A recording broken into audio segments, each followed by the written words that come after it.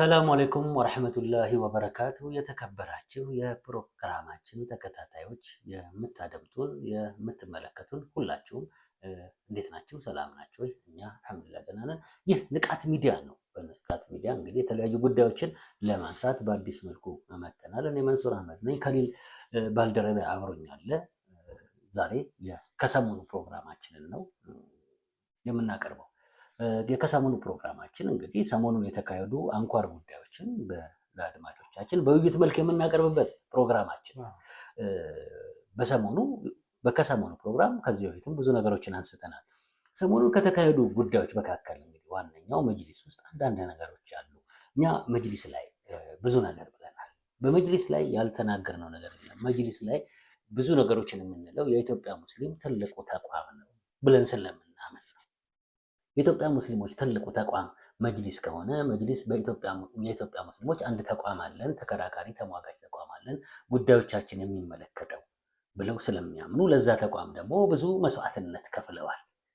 ይህ ተቋም በተከፈለለት መስዋዕትነት ልክ ነው ወይ ያለው አይደለም፣ እሱ ሌላ ጉዳይ ሆኖ በአሁኑ ወቅት ባለው አሰራር ላይ ግን ከዚህ ቀደም መጅሊሱ ላይ የነበሩ ሰዎችን ከምንተቸው በላይ ይህንን መጅሊስ እየተቸነው ነው። ምክንያቱም ከዚህ ቀደም የነበሩት መጅሊሶች በእርግጥ አመጣጣቸውን ግልጽ በሆነ ሁኔታ አናቅም ነበር። ነገር ግን ይህንን መጅሊስ ግን አሁን በትክክል ግልጽ በሆነ ሁኔታ እኛ አምጥተነዋል። የህዝብ ትግል አምጥቶታል።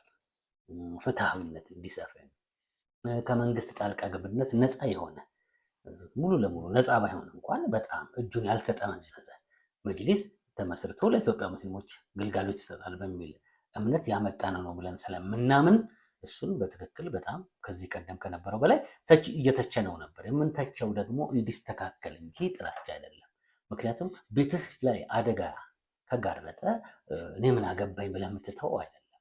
ነገር ግን በመጅሊሱ ጉዳይ ላይ ብዙ ሰዎች መጅሊሱን አትንኩት፣ መጅሊሱን አተቹት፣ አጠናክሩት፣ ደግፉት ነው የሚለው። እኔ የማምንበት አንድ ጉዳይ አለ። ግን እኔ የማምንበት ጉዳይ ሁሉም ህብረተሰብ የሚያምንበት ነው ማለት አይቻልም። እኔ ያልኩት ነው መሆን ያለበትም አይባልም። ነገር ግን ተቋም መተቸት አለበት፣ መፈተሽ አለበት። እያንዳንዱ እንቅስቃሴው የማይፈተሽ ከሆነ ተቋም አደገኛ ሁኔታ ውስጥ ከገባ በኋላ ማስተካከል ይከብዳል። ለዚህ ነው እኛ ሁሌ መፈተሽ አለበት የምንለው። ነገር ግን አንዳንድ ወንድሞች እህቶቻችን ደግሞ መጅሊስ ብቻ የኛ የሆነ መጅሊስ ተቋቁሟል ብለው ነገር ግን አትንኩት፣ ምክንያቱም እኛ የምናውቃቸው ሰዎች እዛ ስላሉ የሚል እምነት አላቸው። እኛ የምናውቃቸውም ይሁኑ እኛም ማናውቃቸውም ይሁኑ፣ ነገር ግን ለኢትዮጵያ ሙስሊሞች ይህ ተቋም እየሰራ ነው ወይ የሚለው እንጂ መመዘኛችን ወገናዊነት፣ ወንድማማችነት ወይም ደግሞ ዝምድና አይደለም። ተቋም በመመስረት ላይ በየትኛውም ዓለም ላይ ኢትዮጵያ ሙስሊሞች ትንሽ ድክመት አለብን። ኢትዮጵያውያኖች ተቋም ከመሰረትን በኋላ መግባባት ይጠፋል።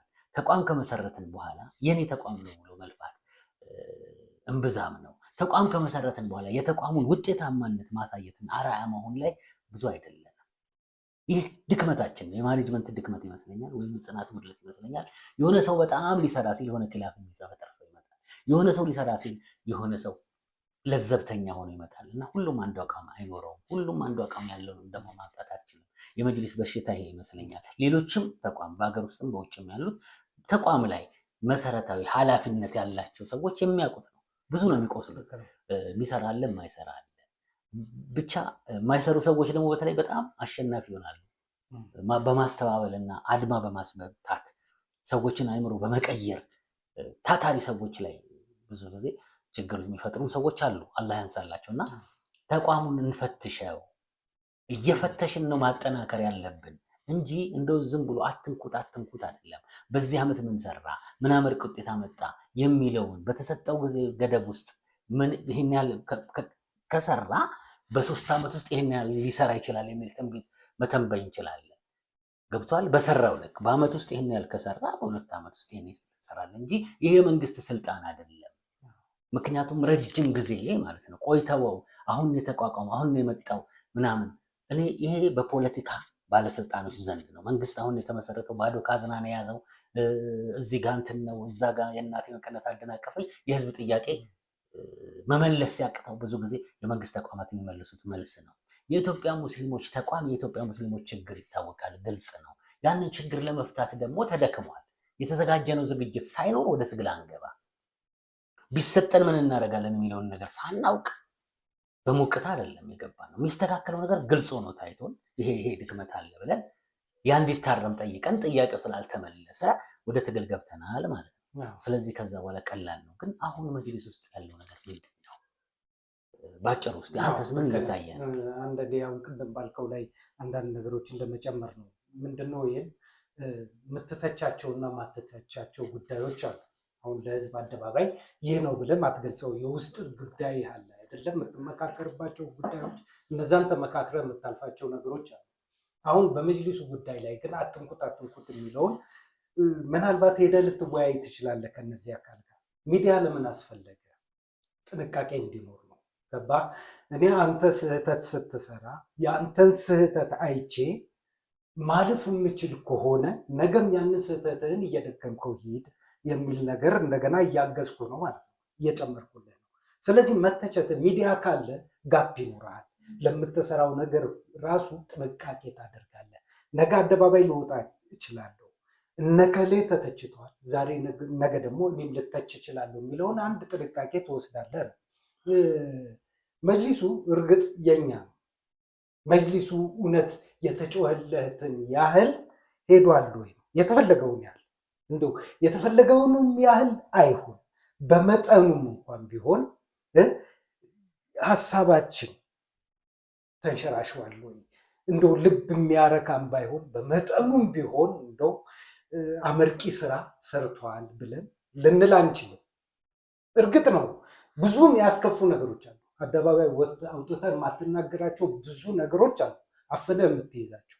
እነዛም እንዳሉ ሆኖ መጅሊሱ በተገቢው መንገድ እንዳልሄደ እኛ ብቻ አይደለንም፣ ውስጥ ያሉትም አመራሮች ያውቁታል። ይህ ጉዳይ እንዴት ነው መጥራትና መስተካከል ያለበት? አሁን እኮ አሳሳቢው ጉዳይ ለሁላችንም አንገብጋቢና አሳሳቢ የሆነው ጉዳይ እንዴት አጥርተን ነገሮችን ማስኬድ እንችላለን?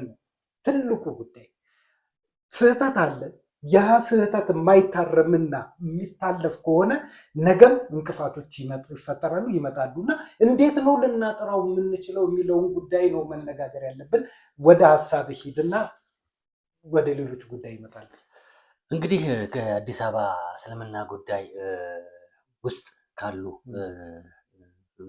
ኃላፊነት ካላቸው መካከል ውስጥ የተጻፉ ደብዳቤዎች ነው። ነገሮችን ለማስተካከል የተጻፉ ደብዳቤዎች አንዳንድ ሰዎች ጋር እየደረሱ እኛ ጋርም ደርሰዋል። በ14 5ኛ ወር 2017 5ኛ ወር ማለት እንግዲህ ከሶስት ወር በፊት የተጻፈ ደብዳቤ ነው ማለት ነው። ደብዳቤ በአዲስ አበባ ከተማ እስልምና ጉዳይ ከፍተኛ ምክር ቤት ለተከበሩ ሼህ ሁሴን በሽር የምክር ቤቱ ዋና ጸሐፊ ነው የሚለው።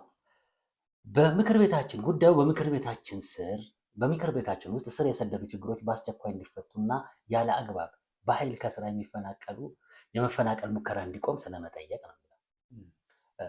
እንግዲህ ከላይ በርዕሱ ለመግለጽ እንደተሞከረው በምክር ቤታችን ውስጥ በርካታ የአሰራር ጥሰቶች፣ ብዝበዛዎች፣ በግለሰብ የግል ጥቅም ላይ የተመሰረቱ ውሳኔዎች እና የተቃውሞን ህልውና የሚፈታተኑ በርካታ የእርስ በርስ ግጭቶች እንዳሉ በተደጋጋሚ በጽሁፍም ሆነ በቃል በመግለጽ ከጉዳዩ አሳሳቢነት ጊዜ ሳይሰጥበት በውይይት እንዲፈታ ብንጠይቅም ከ1 ዓመት በላይ ያለምንም መፍትሄ በዝምታ ታልፏል ነው የህዝብ ሙስሊሙ ተቋም ላይ እየደረሱ ያሉ ጉዳቶችና የአሰራር ጥሰቶችም ዝም ብዬ ከማለፍ ይልቅ ጥያቄ በማንሳቴና በመቃወሚ ምክንያት በቂም በቀል በቀን 24/5/2017 በተጻፈው ደብዳቤ ያለ አግባብ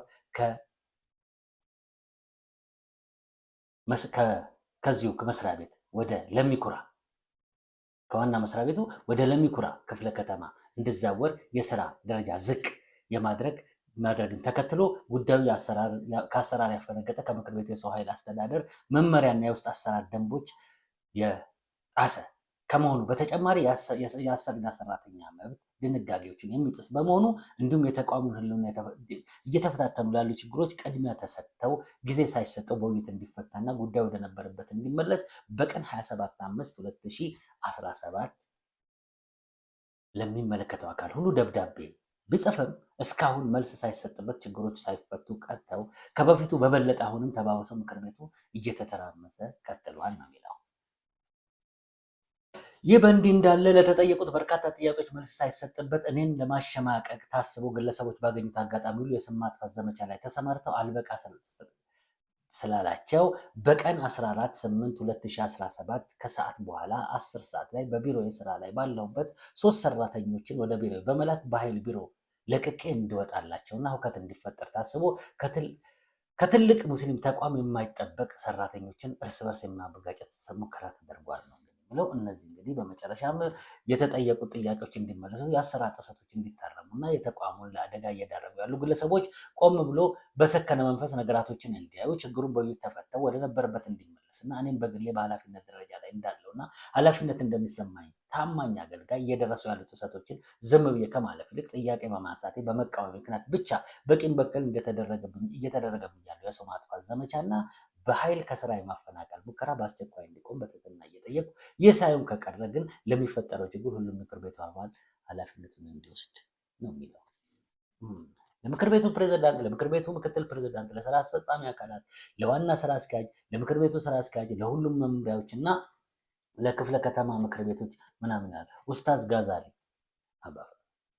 ጋዛሊ ዳይሬክተር ነው እንግዲህ የኢኮኖሚ ፕሮጀክት ዳይሬክቶሬት ዳይሬክተር ነው እና እንግዲህ ትንሽ ኃላፊነት አይደለም ያለው ኃላፊነት እና እንደዚህ አለመግባባቶች እየተፈጠሩ መሆኑን እየተናገሩ ነው።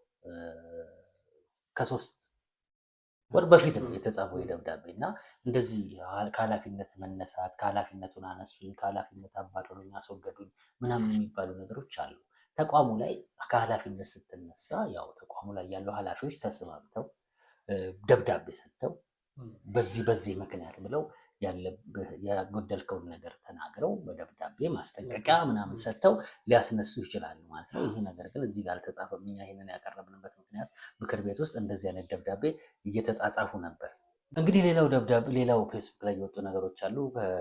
የአዲስ አበባ መጅሊስ መስመር ስተዋል፣ ጠያቂ ባለቤት አጥተዋል፣ ድርጅት በታች ሆኗል እያሉ የሚሉ ጽሁፎች እየወጡ ነው፣ እያየን ነው። እንደዚሁም ደግሞ አሁንም ይሄው ኡስታዝ ጋዛሊ አንዳንድ ጽሁፎችን በድጋሚ ባለፈው አሁን ደግሞ ቀደም እንዳነበብነው ባለፈው ጥፏል። ሌሎች ሰዎችም እንደዚሁ ጥያቄ የሚያቀርቡ አሉ እያሉ እየሰማን ነው። እና እነዚህ ነገሮችን ስትመለከት በአጠቃላይ ማለት ነው አዲስ አበባ እስልምና ጉዳይ ውስጥ ያሉትን ነገሮች ስታይ ምንድን ነው እየተፈጠረ ያለው? በመሰረቱ እንትኖች አሉ፣ ይሄ ችግሮች አሉ። ችግሮች የሌሉበት እንትን የለም። እኔ አንድ ማስታወስ ፈልገው ነገር አለ። ምን አለ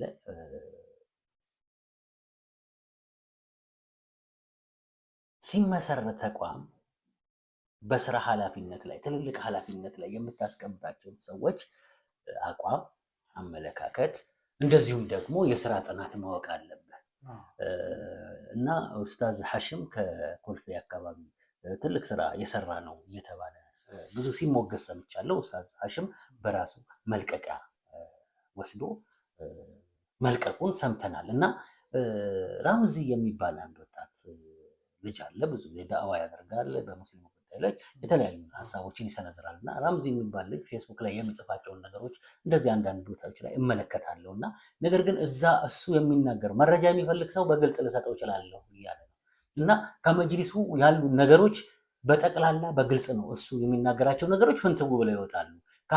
ከዛ በኋላ ደግሞ አሁን ከነ ሐሰን አሊ ጋር አብረው የገቡ ሐሰን አሊ ማነው ስሙ መድረክ ሳቢር ይርጉ መድረክ ይመራ የነበረው የኢትዮጵያ ሙስሊሞች የመብት ጥያቄ እንቅስቃሴ ወቅት መድረክ ይመራ ነበር። ሳቢር ይርጉ ገባ፣ ሐሰን እና ሌሎችም እና አሁን ቀጣይ ሳቢር ይርጉ ነው የሚለቀው የሚል ነገር አነሳ።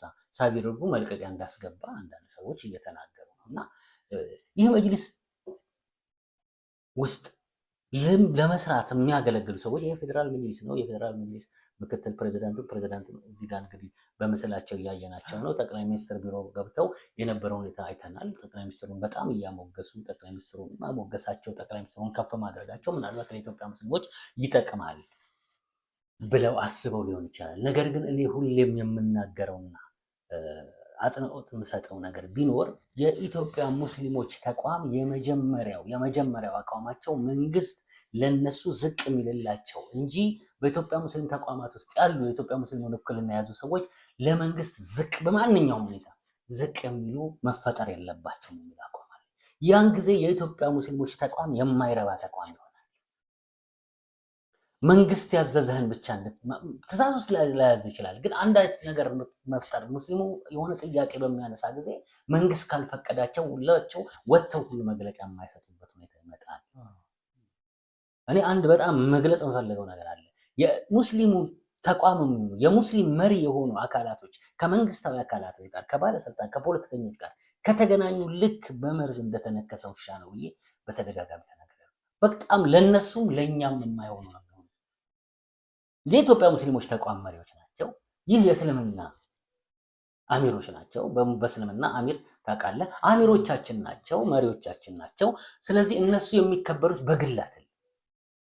ምንም አይነት ባህሪ ይኖራቸው፣ ፈሪም ይሁኑ ደፋርም ይሁኑ ጥሩም ሰዎች ይሁኑ አይሁኑ፣ ነገር ግን ሙስሊሙ ማህበረሰብ ከ60 ሚሊዮን በላይ ሙስሊም አሚር ብሎ እስከመረጣቸው ድረስ የሚከበሩት በዛ ሙስሊም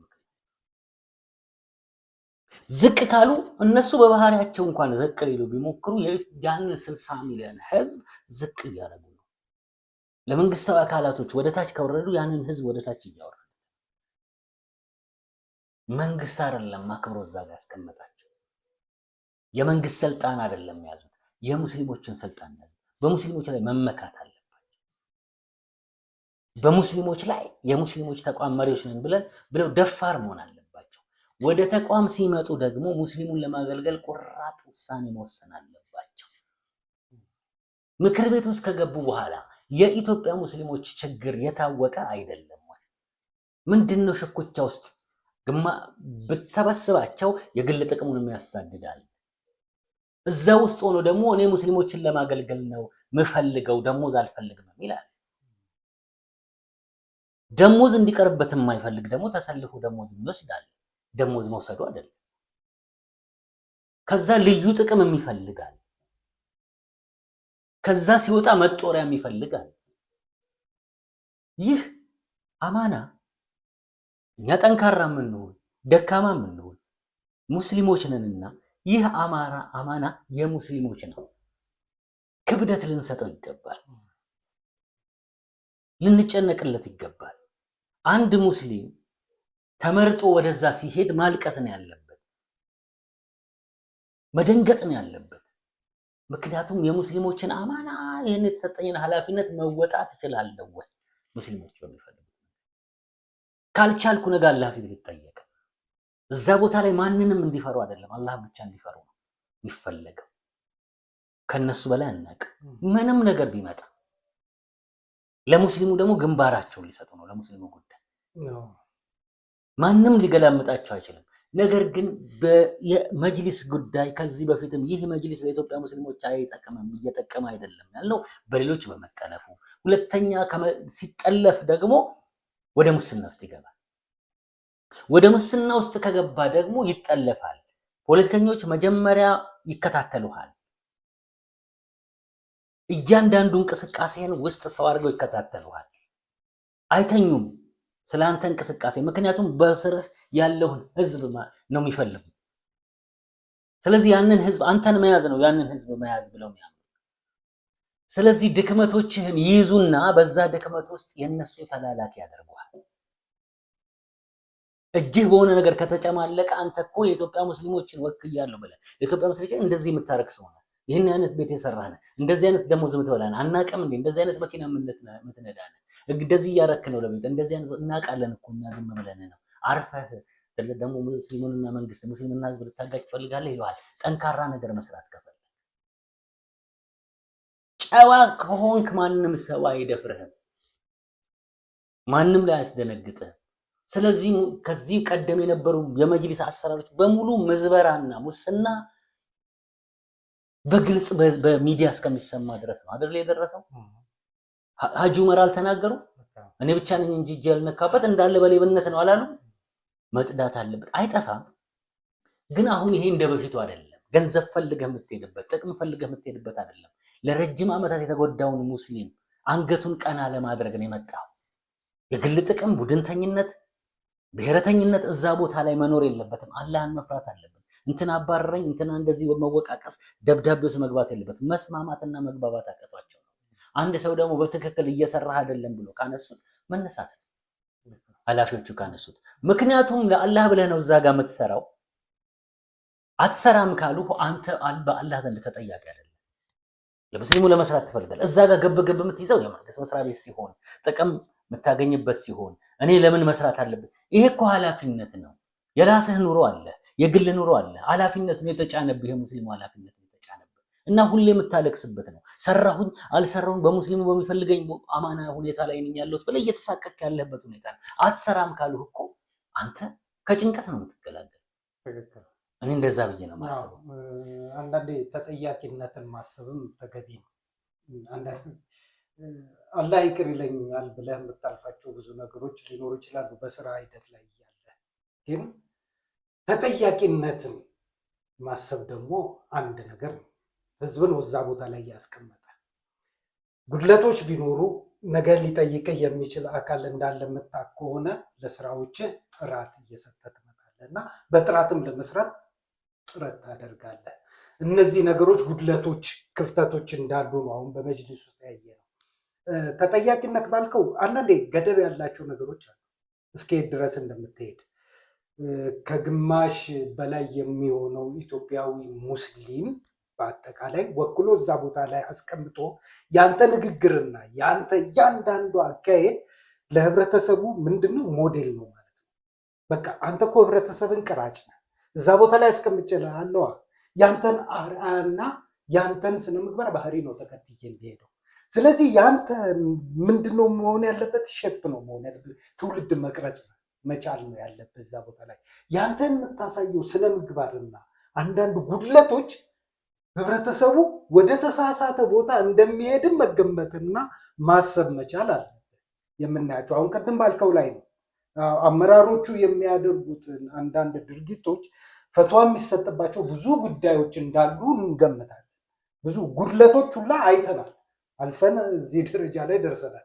እነዚህ ነገሮች ለህብረተሰቡ ምን አይነት ኢሜጅ ሊፈጥሩ ይችላሉ የሚለውን ታሳቢ ማድረግ መቻል አለብን። የምትሰራቸው ነገሮች አሉ፣ ገደብ አለ ብያለሁ። ከመንግስት ጋር የምታካሄደው ለመንግስት አዛዥ መሆን ተገቢ ነው፣ ትክክልም ነው። በተገቢው መንገድ ስርዓቱን ጠብቀ። ከዛ በተረፈ ግን አላስፈላጊ የሆኑ ነገሮችን ማድረግ ደግሞ ተጠያቂነትን ሊያመጣና በአላህም ዘንድ ቁጣን ሊያመጣ እንደሚችል መገንዘብና አካሄድህን ማሳመር መቻል አለበት። ስራዎች አልተሰሩ፣ አሁን እያየን ነው።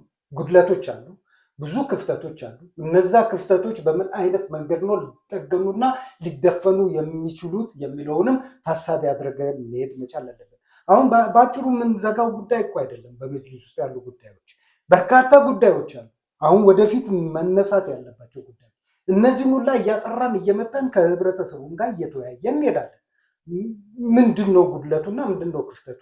ይህን ያህል ጊዜ ምን ያህል ስራ ተሰራ? እውነት በተገቢው መንገድ አመርቂ የሆኑ ስራዎች ተሰርተዋል? እነዚህ ሁላ መፈተሽ መቻል አለባቸው የሚል እምነት አለኝ። ጉድለቶች አሉ። ለኢትዮጵያ ሙስሊሞች ሚዲያ ሙስሊሙን እየወከሉ ሚዲያ ላይ የሚሉት ወንድሞቻችን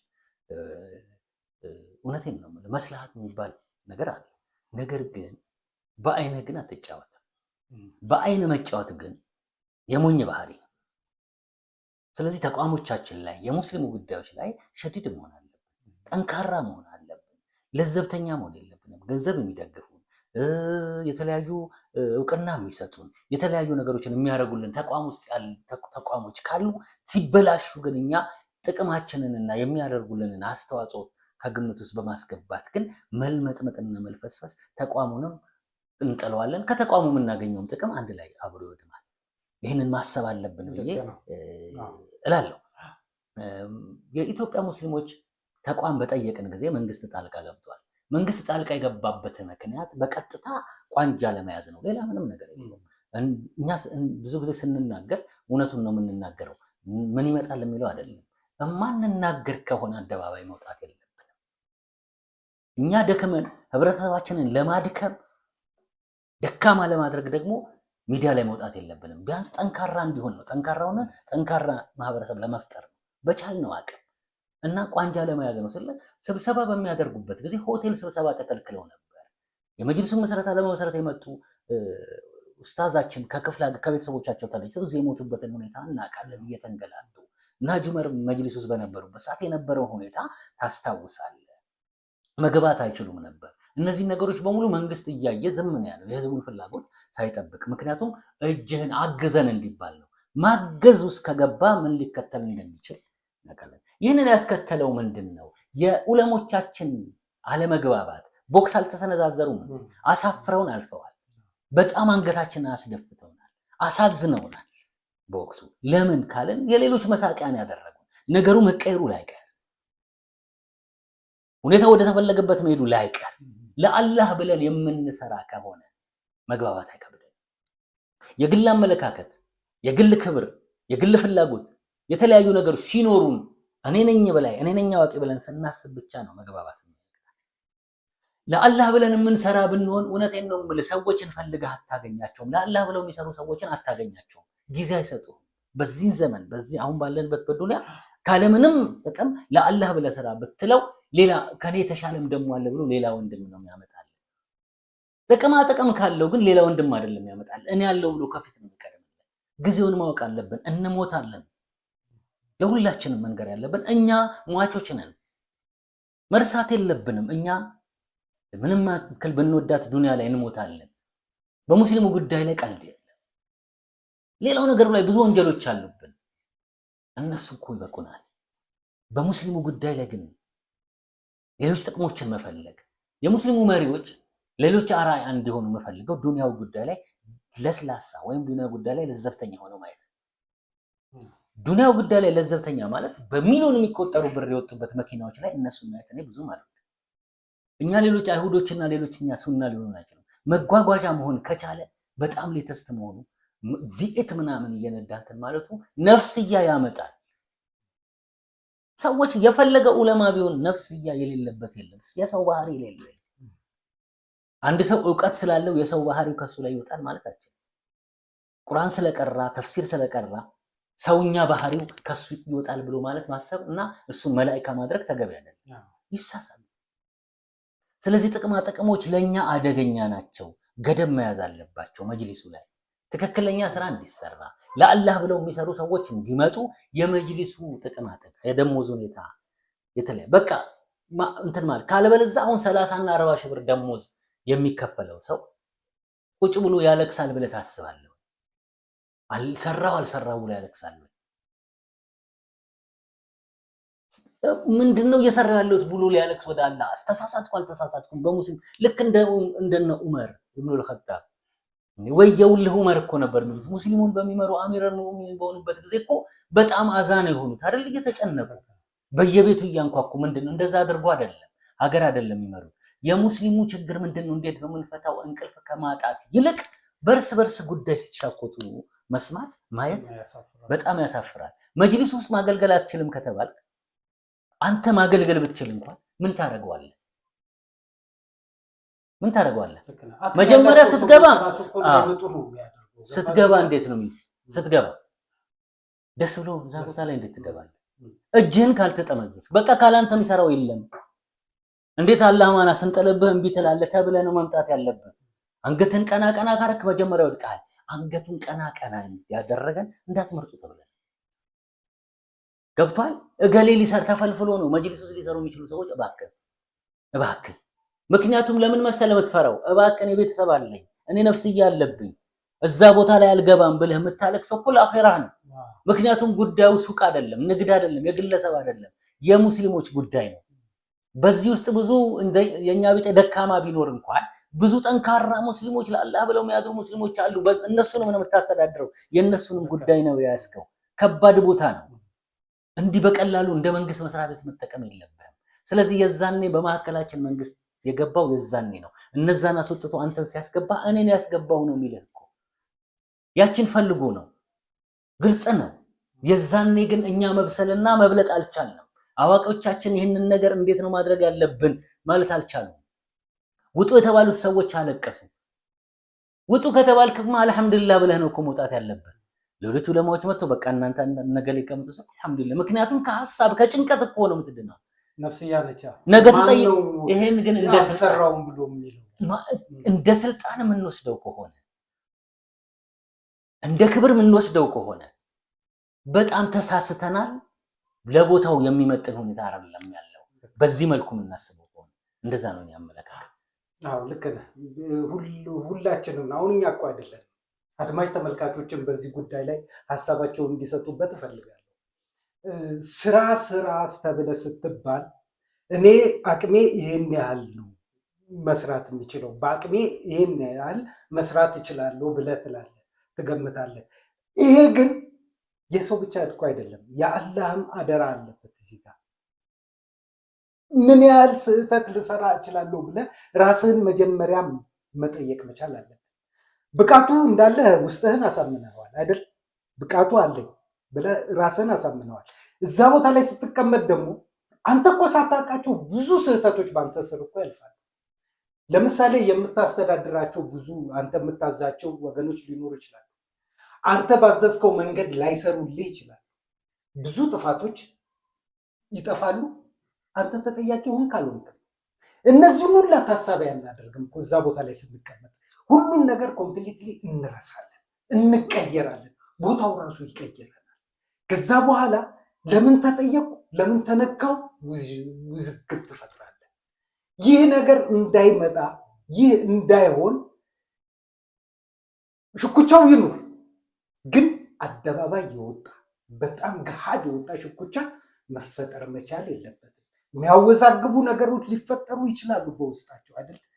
የተሻለ ሰው አምጥተው ተገማግመው እዛው ፈተው ጉድለትም ከሆነ ያ ጉድለት በምን አይነት መንገድ ሊሟላ ይችላል ብለው ተመካክረው መልቀቅ ያለበትም ሰው በተገቢው መንገድ ከምክር ጋር ያን ቦታ ሰውየውም አምኖበት በስህተቱ ቦታውን መልቀቅ መቻል ነው ያለበት እንጂ የውዝግብ ቦታና የቦክስ ቦታ የሪንግ ቦታ መሆን የለበትም መጅሊስ።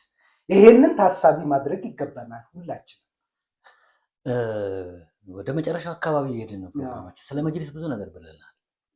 ለአድማጮቻችን፣ ለተመልካቾቻችን፣ ለሙስሊሞች የመንገር የምንፈልገው ነገር እኔ ተቋም ይፈተሻል። እኛ ወደ ሚዲያ የምንወጣው ጠያቂ ትውልድ እንዲፈጠር እንጂ ጋቢ ለብሶ ተከናንቦ በቃ ይሄ ገበና እንዳይወጣ፣ ይሄ ገበና እንዳይወጣ፣ ይሄ ገበና እንዳይወጣ እያለ የሚሸፋፍን ሌሎችን ልክ የሆነ እንትን እያደረግ ሌሎች እንዳይሰሙብኝ እያለ እባካቸው አትንኩት የሚል ትውልድ እንዲፈጠር አይደለም። በሸፈንከው ቁጥር እያበጠ በሸፈንከው ቁጥር እያበጠ በሸፈንከው ቁጥር እያበጠ መፈንዳቱና መቆጣጠር የማትችለው ነገር መውጣቱ አይቀርም። ከስር ከስር ነገሮችን ማረቅና ማረም ተገቢ ነው። መጅሊሱ በ3 ዓመት ውስጥ ተገምግሟል ወይ? ወደ ምርጫ እየተቃረበ ነው። ምን እንደሰራ ራሳቸው እንኳን ቁጭ ብለው ራሳቸውን በይፋ ህዝቡ የሚያየው ሁኔታ ግምገማ አድርገዋል። ሚዲያን ይህንን ያቀድነው ይህን ያህል እቅደን ነበር፣ በእቅዳችን ይህን ያህል ተሳክቷል ብለዋል ወይ? እኔ በየቦታው እየሄድክ የምትመራው የመስጂድ ቦታ እኔ ብዙ አያስደንቀኝም። ባሉን መስጂዶች ላይ ምን ሰርተናል? ምን አይነት ትውልድ ቀይረናል? የመማር ማስተማር ሂደት በጣም በተጠናከረ ሁኔታ የተደፈነው የመማር ማስተማር ሁኔታ፣ የዳዕዋው ሁኔታ ቀጥታ ከመጅሊስ ሰንሰለት ይዞ ትምህርት የሚሰጡ ሰዎች ባጀት ተመድቦላቸው ከክልል እስከ ክልል የሚያስተምሩበትን መንገድ ተፈጥሯል። ትውልድ እስካልቀየርክ ድረስ ባልተቀየረ ትውልድ ላይ መስጂድ ብትሰራው በወርቅ አንቆጥቁጠ ብትሰራው አላህ የሚካድበት፣ ወንድማማቾች የሚበጣበጡበት፣ የተለያየ አቂዳ ቢድዓ ምናምን የሚሰራበት መስጂድ ነው የሚሆነው። ጥንቃቄ ማድረግ አለ። ምንም ነገር ስትሰራ አላህ የሚካድበትን ቦታ ከሰራህ እያወቅ አንተ አስተዋጽኦ አድርገሃል። የሰራቸውን መስጂዶች ያለምንም ይሉንታ ማጽዳት አለብህ። አላህ በትክክል የሚመለክበት ማድረግ አለብህ። ትውልድን በመቅረጽ ላይ ሌሊትም ቀንም መስራት አለብህ። ትውልድ ከሌለ እስልምና እየተተካካ እየቀጠለ መሄድ አይደለም፣ በትውልድ ነው እየተጠናከረ የሚሄደው። አንተ ልጅ እኔ ልጅ እያለን ነው። እኛ ቋሚዎች አይደለንም። ሰርተን ማለፍ ያለብን ነገር እየሰራን ነው። የዳዋ ሁኔታዎች አሉ ወይ? እኔ ከለውጥ በኋላ ያየሁት ነገር ቢኖር በጣም በከፍተኛ ሁኔታ ቢድዓ እየተስፋፋ፣ ተውሂድ እየተዳከመ፣ ልዩነት በጣም እየሰፋ፣ መነቋቆር በጣም እየተነከረ፣ መስጂዶች ላይ ድብድብና የተለያዩ ነገሮች እንጂ ሙስሊሙ በታቀደለት ሁኔታ እየተሻገረ አላየሁ። ተቋማቶች እርምጃ የሚወስዱበት ሁኔታ የማይኖረው እርስ በርሳቸው እዛ የሚሻኮቱ ከሆነ የተለያየ አመለካከት ያላቸው ሰዎች ገብተው አንዱ የራሱን ብሎ ሆድና ጀርባ እየሆኑ በስብሰባቸው ላይ እየተሟገቱ እየተጫረሱ ከሆነ አንድ ዓላማ ይዘው የሆነ ነገር ለመስራት በጣም ያዳግታቸዋል። መጅሊሱ አመሰራረቱ እጅግ አደገኛ ነበር። እኔ ሁሉንም ከሁሉም አፍሳ አስገባ የሚል አቋም የለኝም። ማንም ያኩርፍ፣ እስልምና ግልጽ ነው። ለማንም የተሸፈነ ነገር የለም። በዛ ግልጽ እስልምና ላይ እያንዳንዱ ሰው አላህ ሱብሓነሁ ወተዓላን በመገዛት ላይ አንድ ነው። የአላህ መልክተኛ ሰለላሁ ዐለይሂ ወሰለም ያዘዙትን በመስራት ላይ አንድ ነው። ሌሎች ተጨማሪ ጉዳዮችን የማታስተናግድበት ሁኔታ ሊፈጠር ይችል ይሆናል። ሁሉንም ማስተናገዳችን የሰዎች አመለካከት ወደ ህዝብ ወደ ተቋም ሊመጣ አይገባም። ወጥ በሆኑ ዋና በሆኑ ጉዳዮች ብቻ ማስተናገድ መቻል አለብን። ቅርንጫፎቹን ብሎ ይዛ አይደለም። ዋና በሆኑ ጉዳዮች ከዋና ጉዳይ አትወጣም። መሰረት አድርገህ የምትሄደው ዋና ጉዳዮችን መሆን አለበት እና በጣም ጥናት ይጠይቃል። መጅልሱን ከመያዘው በፊት ልትሰራ ያሰብከውን ነገር በደንብ መታወቅ አለበት። አሁን ግን ልንሰራ ያሰብነውን ነገር አውቀን የመጣን አይመስልም። ብቻ ያችን ቦታ ብቻ ከማንም ይሁን ከመንግስትም ይሁን ከወያኔ ይሁን ተቀብለ ተቋሙ በእኛ እጅ መሆኑ ላይ ነው። ተቋሙ በእኛ እጅ ከሆነ በኋላ አንዱ ይወጣል፣ አንዱ ይገባል። ትልቅ ነገር አይተናል። እባካችሁ የኢትዮጵያ ሙስሊሞች ተቋም ነው። ጠንካራ መሰረት ለመጣል ጣሩ። የኢትዮጵያ ሙስሊሞች ብዙ ይጠብቃሉ ከዚህ ተቋምና እባካችሁ ኃላፊነትን መወጣት የምንችልበት ትውልድ የምንቀርጽበት ተቋም እንዲሆን ራሳችሁን ምን እየሰራው ነው? የሚያስፈራ ቦታ፣ የሚያስለቅስ ቦታ፣ ሰርቻለሁ አልሰራውም ብሎ የሚያሸማቀቅ ቦታ እንጂ የሚያኮራና በአጃቢ የምትሄድበት ቦታ አይደለም። ይህ ተቋም ያለፉት ሰሃቦችን ሁኔታ ተመልከቱ። እነሱን መሆን ባንችል እንኳን እስልምና በዚህ መልኩ ነው የመጣው እና ምቾት ያለበት ቦታ ላይ ግጭት አይጠፋም። ምቾት መቀነስ አለበት። ማስተማር አለባችሁ። የሙስሊሙን ተቋም ይዞ እንዴት አንገት ተደፍቶ እንደሚካሄድ፣ ለሙስሊሙ ሲባል እንዴት መስዋዕትነት እንደሚከፈል፣ ለሙስሊሙ ሲባል በውጭ ያለውን የራስን ጥቅም ትተህ በስራ የራስን እየጎዳህ የምትሰራበት ሁኔታ ሁሉ መታየት አለበት። እየደላህ ጀነትን አታገኝም። ዋጋ ያለው ቦታ ነውና እባካችሁ የሚለውን ነገር ማስተላለፍ፣ ገመናችን አይውጣ። አሰራራችሁን ቀይሩ። ለምርጫ ከመምጣታችሁ በፊት እስኪ ይህንን ህዝብ ይዛችሁታል፣ ወደ ታች ወርዳችሁ ሰርታችኋል፣ ራሳችሁን ጠይቁ። እንደዚህ አይነት ደብዳቤዎች ፌስቡክ ላይ የተለያየ ቦታ ላይ እየወጡ ሰዎች ሲላላኩት ያሳፍራል። የተወሰኑ ሰዎች እንደዚህ መልቀቅ ያስገቡ ምናምን ሲባል ልክ መጅሊሱ ሽኩቻ ምናምን ያለው ይመስላል። እና ምን ተሰርቶ ነው? ምን ተይዞ ነው? 3 ዓመት በ3 ዓመት እንደዚህ አይነት ነገር ከታየ ከለውጥ ይልቅ የእናንተ ፉክቻ ብቻ የምንሰማ ከሆነ በጣም አደገኛ ሁኔታ ነው ያለው እና መጅሊስ ብዙ ዋጋ ተከፍሎበታል። የምናምናቸው የምናውቃቸውና ብዙ ነገር ትሰሩናላችሁ ታሻግሩናላችሁ ብለን ያሰብናቸው ሰዎች እዛው ስላላችሁ እባካችሁ ከእናንተ ምንም ችግር አንጠብቅም። እንደ ሰው ችግር ሊሆን ይችላል፣ ግን ነገር ግን ለውጥ ግን ከእናንተ እንጠብቃለን እና ወደፊትም ተመርጣችሁ የምትሰሩትን ነገር እንዴት እናስብ። አሁን ባላችሁ ቁመና ይህንን በደንብ ገምግማችሁ ወደዛ ከመሻገራችሁ በፊት ከምርጫም በፊት ራሳችሁን በደንብ እንድትገመገሙ በግልጽ ግምገማ እንጠይቃለን። ያው እንግዲህ ሰዓት አልቋል መሰለኝ፣ ካሜራማን ሰዓት አልቋል እያልን ነው። የዛሬው ፕሮግራማችን በዚህ ሊጠናቀቅ ነው። በመጨረሻ የምትለዋለህ ሰዓት ካለ? አዎ ትክክል ነው ብለዋል። ካነሳኑማ እንደገና ሌላ ቦታ ላይ ወደ መሻገር ደረጃ ነው የምንሄደው እና ሁላችንም እናስብበት እዚህ ጉዳይ ላይ። እውነት በዚህ የመጅሊስ አሰራር ረክተናል? እውነት በተገቢው መንገድ ስራዎች ተሰርተዋል? ለህዝብስ ይፋ የወጡ በርካታ ነገሮች አሉና እነዚህ ለህዝብ ይፋ ተደርገዋል ወይ? ይህ የሁላችንም ጥያቄ ነው። የመጨረሻ ችግሮቻችሁን በይፋ ተመካከራችሁ ለመስራት ሞክሩ እባካችሁን። ይህንን መጅሊስ ካጣ ነው ድጋሚ ሁለተኛ መጅሊስን ለማግኘት ሽምጥ ሸለቆ እንደመግባት ነው። ሌላው ቢቀር ህዝቡ የከፈለውን መስዋዕትነት አስቡና ተስማምታችሁ ልታሻግሩን ሞክሩ የሚል ጥሪ ለማስተላለፍ እንፈልጋለን። የዛሬው የከሰሞኑ ፕሮግራማችን በዚሁ ተቋጭቷል። ሳምንት በሌላ የከሰሞኑ ፕሮግራም እስከምንገናኝ ድረስ መካከል ላይ በዳሰሳ ቢዝኒላህ ተዓላ እንመጣለን። እስከዛው ሰላም አለይኩም ወራህመቱላሂ ወበረካቱ።